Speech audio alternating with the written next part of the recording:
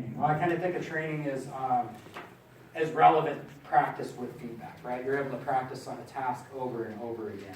And just having like the intellectual understanding is not necessarily enough for some tasks. You really need to sort of embody the feeling of those tools that you're using, right? So you become one with the tool instead of just understanding it in a cognitive way. And so if you're able to train in different scenarios, then you start getting good in different situations and stuff, and you're able to more respond instinctively instead of having to slowly think through the process. However, if you do training badly, then it can be worse than no training, right? Because if you train for the wrong thing or the system's miscalibrated or something, it can actually be worse than no training at all. So you need to be careful when you're building these training systems to do that right. And how do you know how to do it right? Well, you experiment, you try different things, and you figure out what works and what doesn't work. Okay, so what is not training? I would say multimedia, a game, or virtual reality in itself is not training, but training, of course, can include those things, right? Virtual reality is just another tool to be able to enhance that training. And as I mentioned previously, that virtual reality is not necessarily we want to replace everything, at least not yet, maybe someday, but to kind of augment what already works well, and using virtual reality or whatever tool it is for things that are pain points, right, in industry or whatever it might be, right? Where is it most effectively used instead of trying to apply it for everything? So flight simulators are a really good example of that, right? So anything that's sort of a dangerous or high cost sort of scenario, right? So astronaut training, that's a great example. It's dangerous and it's kind of expensive, right? But even flying planes, right? You might be able to get up and fly a plane, but you can't, do it every day, right? Unless you're very fortunate. But it's dangerous, right? You can't take on those risky maneuvers, right? But in flight simulators, of course, you can. And so, you go back and look at the studies, of course, it's very, very beneficial to use these flight simulators that have evolved since the late 1920s, early 1930s. They've been around, right? So, hopefully virtual reality someday at that time. So, I mentioned expensive situations. Of course, we can do it, you can do it at lower cost, but also that increased availability of training because it's expensive to put a fighter jet, up in the air. And more efficient use of that training time. Maybe you want to do a specific task up in the air. You don't want to go through everything else just to get to that specific point in time to practice. You can practice that one single thing over and over and over again until you get good. Doesn't have to be flight simulators. So this is a company called VirtSim out of Georgia, near Atlanta. They do a really good job of, we mentioned bringing in the body, right? In this case, they are doing full body tracking and just done really well. And so this is sort of a high-end system, what you can do, beyond consumer virtual reality.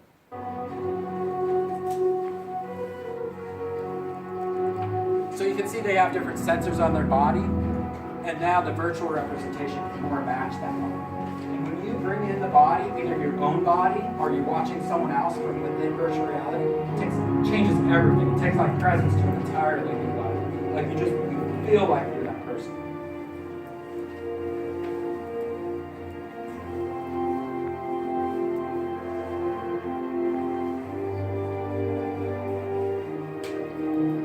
So I see things like VRCades moving in this direction. Right? Something that outside of the home, you can do these crazier, more elaborate systems. Great thing here is you can also do, because you track that data, you have that data, why not go back and look at it, right? So you can either look at it in 2D form or you go back in virtual reality and watch yourself and your performance, maybe slow down time or speed up time, or go in VR with your trainer and have your trainer be, what the heck, what's wrong with you, what were you thinking here, right? Why did you get the result that you got? What would you do differently next time, right? To be able to sort of evaluate yourself.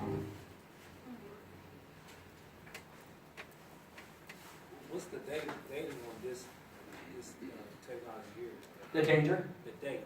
The date. It's probably 2 or 3 years. So they were here in Los Angeles for the SIGGRAPH conference back in August.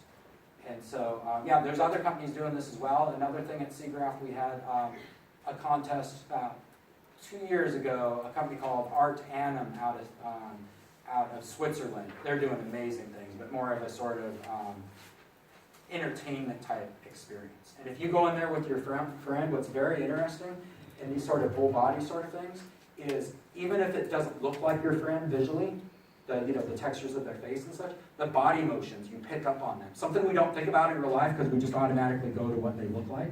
I recognize my friend because of their face. But it's weird when they're in another body because you recognize their motion. And it's this surreal thing of, that's my friend, but it's like in another person's body. It's weird.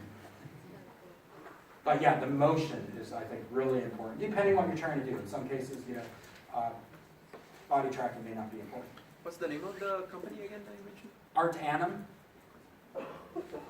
They're out of Switzerland. There's a couple other companies doing that as well. Another example, Altisum, so a company we work with in North Carolina, and so they sort of take those, the physical task, right? If it's cognitive, maybe VR is appropriate, but, probably going to get more, more out of your money if it's a physical task of something that's actually embodied learning.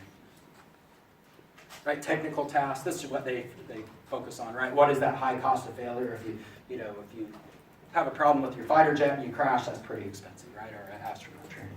And where it's difficult to do these trips. That's just sort of what they focus on as far as their sweet spot. Now in this case, they work with the BP convenience retail simulation that I'm sure you guys have bought gas at before, and to help train their employees, right? Similar to what companies are doing, for example, with, I know Walmart is doing this right now, right? Helping train their employees. In this case, they actually, they collected the data and they improved the passing rate of those employees taking the test after they've done training in VR, right? Pretty much everyone passes at that point, and their training time is reduced. And so you multiply, maybe those smaller costs by 12,000 retail locations, suddenly it's a big deal.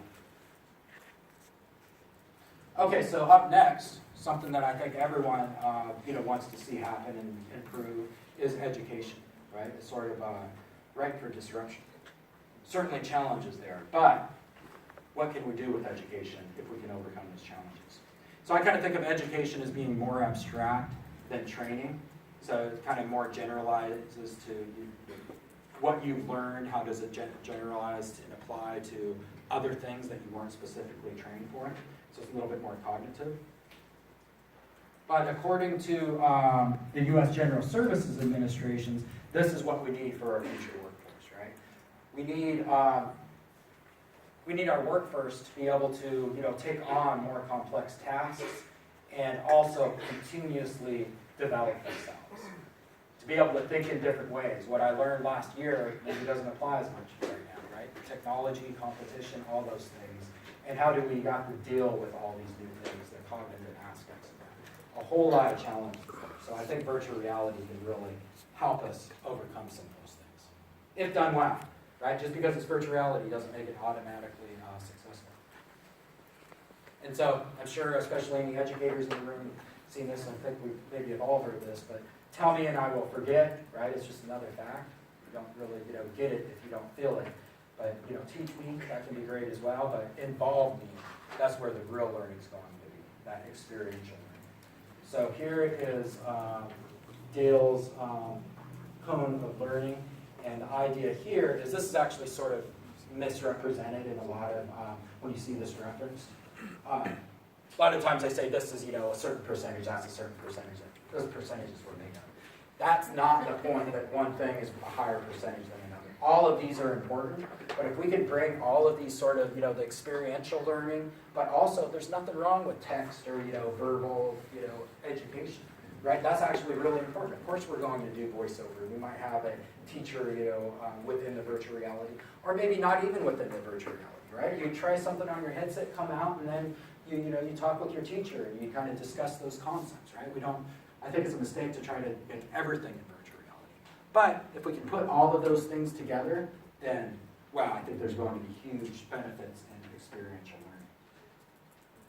So speaking of the hands, so we've experienced with different ways of bringing in the hands. In this case, we do bring in the hands and the arms, right? The arms can be a huge challenge for the HTC Vive, for example, because you're only tracking the heads, you're only tracking the hands. How do you know where the rest of the body is? You don't, you're not tracking it. But if you're in a seated experience and you're not expected, the user is not expected to move, you can kind of guess some of those things. And so you can do much better as bringing in a little bit more of the body. So this was some work again with digital art forms of teaching these concepts of abstract concepts of learning by doing. By abstract concepts, I mean neuroscience for fifth graders, right? Fifth graders normally don't learn neuroscience. So this is some work done with the National Institute of Health, and we basically had some fun of creating some sort of immersive educational games and bringing the hands into the world. So the big vision there is to teach kids about sort of, and this is only the start, right? This is, thinking big. This is to sort of the initial vision is to teach kids about self-awareness of how their brains work, right? Because you don't really think about the brain, right? I mean, if we weren't told about the brain, we probably wouldn't even know we had one, right? Or if we just think and it works. But if kids can become aware of how their processes work, then maybe they'll make better day-to-day decisions based on an understanding of those internal processes. So imagine the kids and also us adults being able to recognize when we're getting frustrated or when something isn't going well and be able to catch ourselves and just saying, oh, well, I'm getting upset, but that's just my, my amygdala, or that was whatever part of my brain just responding to the situation. And, if that's just a physiological response, I can step back and say, wow, maybe maybe that's not the best, most effective decision I can make, and I can choose something differently because I recognize it, right? And so here, we're kind of teaching those different parts of the brain, right? And just some of these concepts. We have a long ways to go to reach that vision of, self-awareness, but I think this is at least a start. So here you can imagine he's just reaching out and putting a 3D brain puzzle together, then kind of fighting off the bad guys, but not just the bad guys to fight them, but, integrating the lesson within that. And then teaching how neurons fire, right, across the synaptic gap, right, of understanding how those neurotransmitters work, but also teaching about graphs, right, basic science that applies to everything, so sort of those general abstract concepts that are important for a whole lot of things instead of just the game. So here's an example of that. This is the first level, the brain puzzle. Here the user interacts using a pair of hydrants. So kind of like, a real world thing, right, of just a 3D brain puzzle you may have had in The mechanic is class in simple. high school. Bumper to rotate the table and trigger to pick up objects.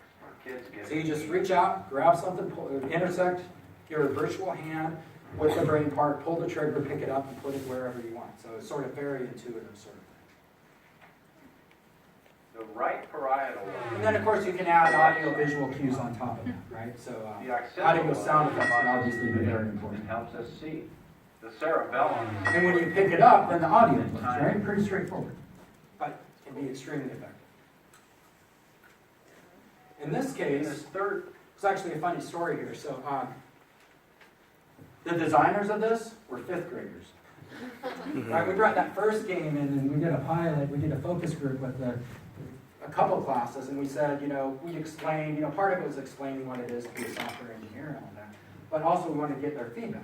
And so, we were having them test our game and tell us everything that was wrong with our game, right? And also asking them, if you were going to make a game, what would it be, right? What would you do? What are we missing? What would you add this? And they looked at us like we were idiots, and they said, what's wrong with you? Where are your zombies, right? You gotta have zombies. And so we ended up sort of creating this conceptually of fighting off the zombies, but you're not actually fighting them, you're helping them, right? The zombies, it's not their fault, right? They're just having a brain deficit. So you have to diagnose them, figure out what's wrong with them, and then sort of, the original vision was to reach into your bucket of brain parts, choose the right part, and then toss it to the zombie. He eats that, then he's all better and thinks to himself. So this is sort of an earlier version of that, but kind of shows the concept, right? Here we're using that 3D multi-touch to kind of look down at a map to help our friend named Fred. The name of the game is Cure Fred. We're going to help protect him from the zombies, and here we'll explain the brain part of the puzzle. The motion mechanic is simple. Hold the world with either hand and stretch it or shrink it using both hands. The scaling lets the user easily switch between God's eye and first-person views of the world. You create zombies with another ray.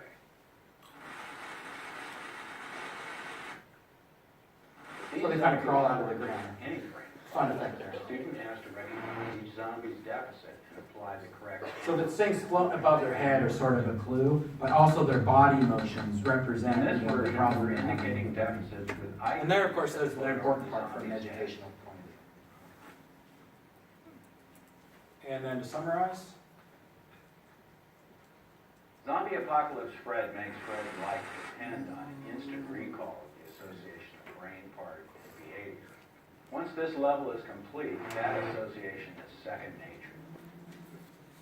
right? So now the kids are embodied by these experiences, right? They like get it at an instinctive level. In fact, when they got up afterwards and the teacher, you know, was explaining things and she's, you know, now act out the zombie parts and she'd call out the right motor cortex, right? So they start limping with their left leg. They actually had embodied this and were acting out the behaviors of the zombie.